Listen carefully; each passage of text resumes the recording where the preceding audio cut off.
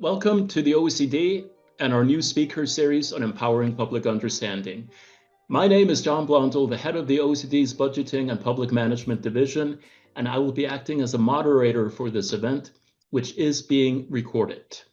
It is most fitting that our speaker today is Susan Tanaka, Senior Policy Advisor at the Peterson Foundation, where she has been a leading voice on fiscal policy for over 17 years. She has deep experience across the United States budgeting, including time at the Office of Management and Budget, at the Congressional Budget Office, and as Vice President of the Committee for a Responsible Federal Budget. She's an expert not just in many of the technical aspects, but also in terms of what really drives policy. Her work is about safeguarding the next generation's fiscal future, a challenge that relies on good communication and building understanding. Today, Susan will share her insights into fiscal literacy and how it is central to restoring fiscal sustainability. She will have about 20 to 25 minutes for her presentation, and following that, we will open the floor and welcome questions and comments from all of you. So thank you all for being with us. Thank you, Susan. The floor is yours. Thank you, John. Good afternoon or morning or evening, wherever you happen to be. Thank you, too, to colleagues at Public Governance, especially Eddie Casey. And thank you to everybody on this webcast for taking the time to join us. I'm very pleased to be here. As John said, I've spent most of my career looking for ways to improve fiscal literacy. And my comments today will reflect my experience at the Office of Management and Budget and Congressional Budget Office, various non-governmental organizations, most currently and most recently, the Peter G. Peterson Foundation. The mission of the foundation is to increase public awareness of the nature and urgency of key fiscal challenges threatening America's future and to accelerate action on them. My comments today, though, will represent my views, not the official views of the foundation. I have to say that until the Peterson Foundation, I was an analyst, primarily interested in understanding the issues and getting the numbers right. Since joining the foundation, I gained a huge appreciation for getting communications right. My talk today, of course, reflects the U.S. experience because that's what I know best. But the challenges that you face are very likely to be similar.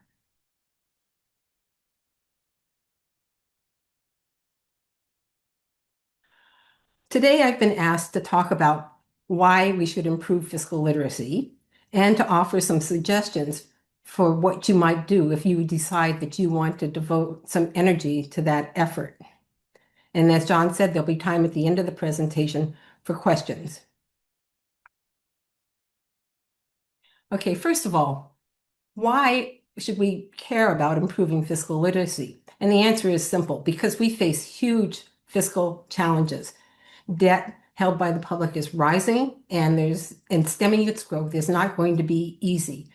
We face unfavorable demographics, weak economic growth, structural fiscal imbalances, deep political divisions, low public confidence in government, and last but not least, the solutions to this problem are hard. We have to cut spending and benefits, we have to increase taxes, we have to increase growth.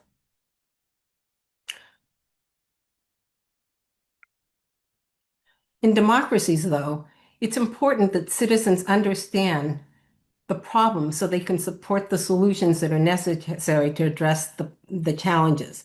They need to understand what's at stake. And that's how fiscal literacy can help.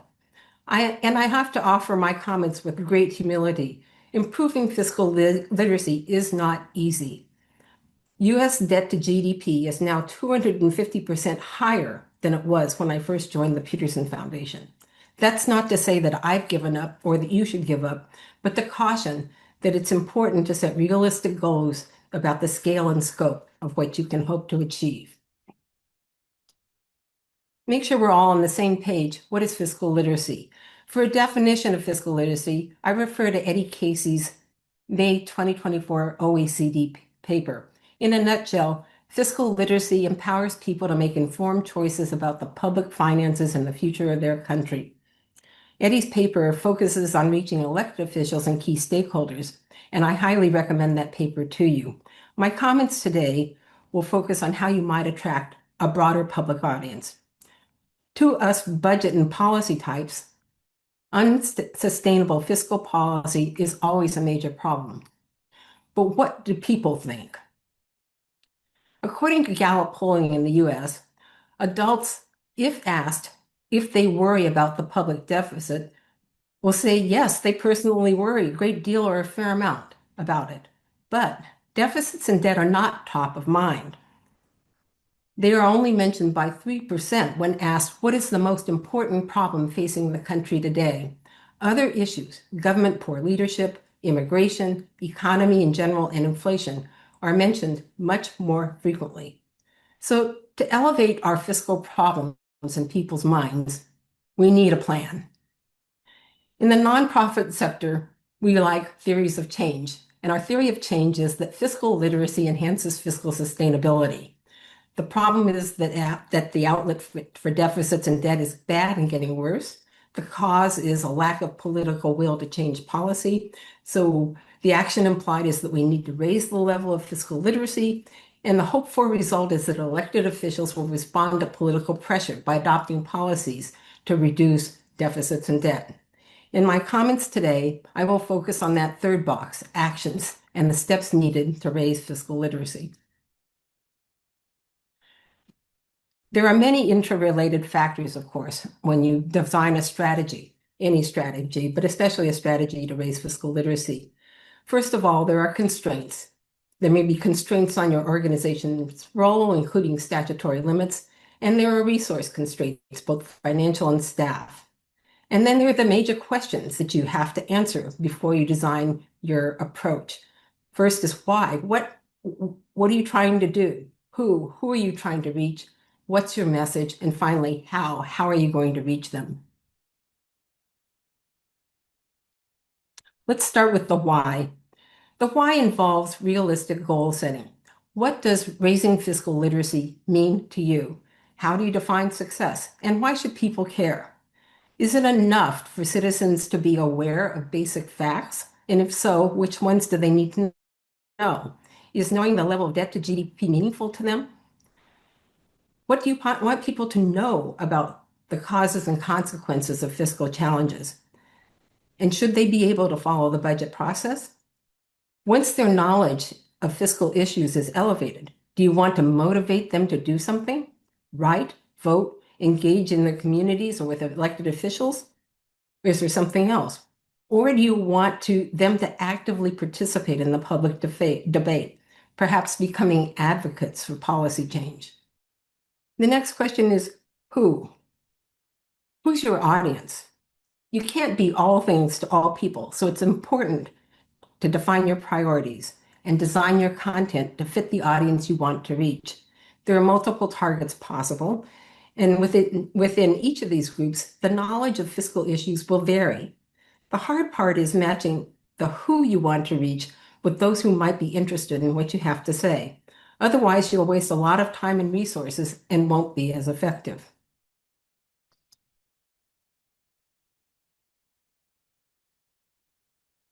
Revisiting the chart I showed you a little earlier, there is some good news. After all, 3/4 of people say that they worry a great deal or a fair amount about spending in the budget deficit. So that means that they are primed to receive your message if you can reach them. At the Foundation, we focus on enlarging our audience, aiming at those who might be persuadable, which means focusing on that 13% who are only a little concerned, while at the same time reinforcing and supporting the position of concern for those who are already worried about the problem. Okay, the hard part is the message. The content you provide, of course, has to be consistent with your ultimate goal, which I think is to encourage citizens to demand better fiscal outcomes.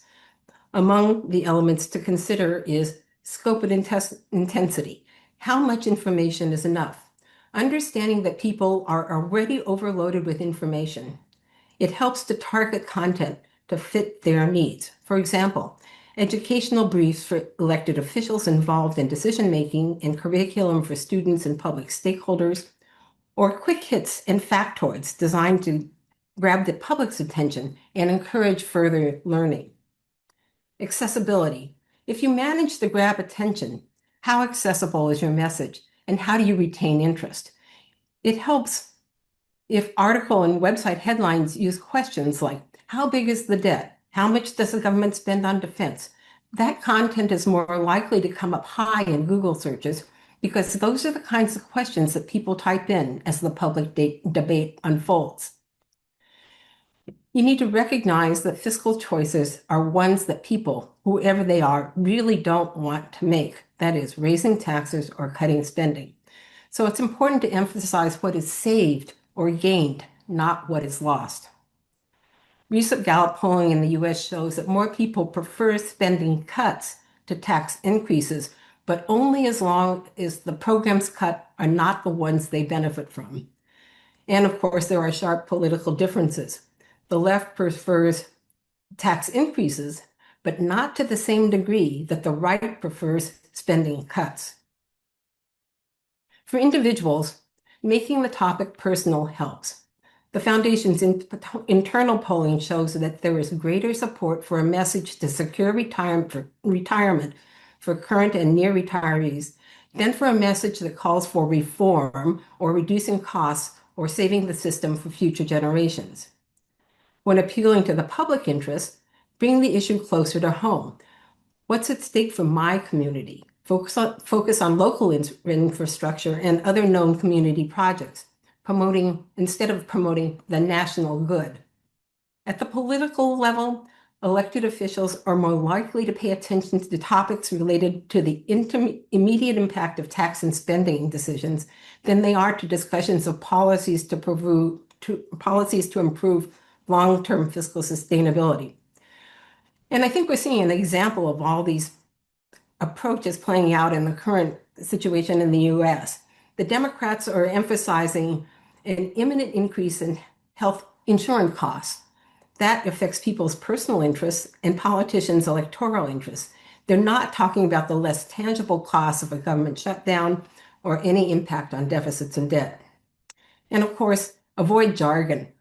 RIFs, or reductions in forces in the US, fiscal rules, triple locks, are shortcuts for explaining policy decisions. But even to my ear, they sound like inside baseball, we say, or maybe inside football everywhere else. They distance experts from non-experts. Does knowing these terms really indicate elevated fiscal literacy? Finally, quality. How is your message perceived? This is where you establish your voice.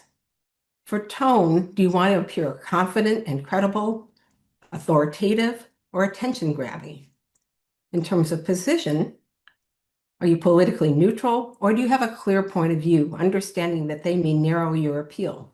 In terms of format, first you have to grab people's attention. So using one-pagers, blogs, graphics, interactive tools may work. And you can always link to deeper material information for the people who want to know more.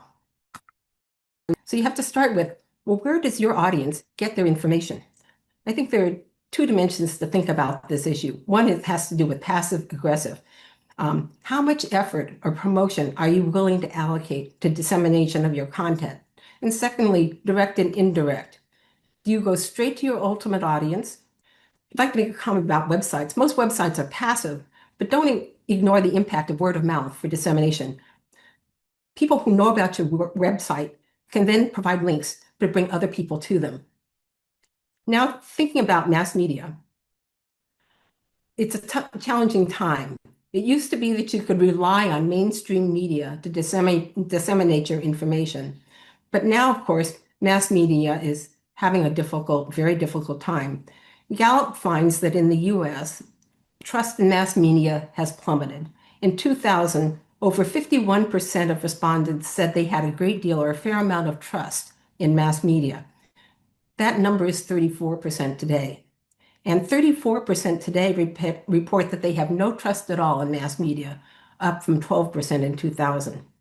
Trust varies by party identification. Only 8% of Republicans on the right have a great deal or a fair amount of trust in media versus 51% of Democrats. And there are differences by age. Those 65 and older are more likely to report that they trust mass media than any other age group. 30 to 49-year-olds show the least amount of trust. followed by those under the age of 30, and those between the ages of 50 to 64. So finally, I'd like to talk a little bit about social media. I'm by no means an expert on social media. Why is TikTok important? This chart shows that the percentage of US adults who regularly get news from TikTok varies by age group, particularly for 18 to 29-year-olds, but increasingly for those 30 to 49. That means if you want to reach that audience, it's difficult to avoid TikTok. But I don't know how much you've experienced TikTok, but you know that the quality of information is at best mixed, if not deplorable. But that means it's very important for us to identify good influencers who can spread your message this way. I end my talk with some examples of content that focus on fiscal issues. I'm not going to go through all this. I assume that this slide will be available to people to look at if they want to later.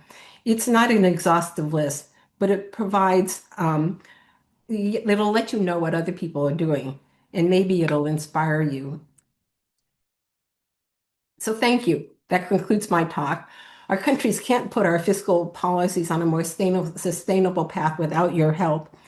Your efforts are incredibly important and have an excellent possibility of raising fiscal literacy. If nothing else, you can help counter the misinformation that's proliferating. So I want to thank you for your work and thank you for listening today.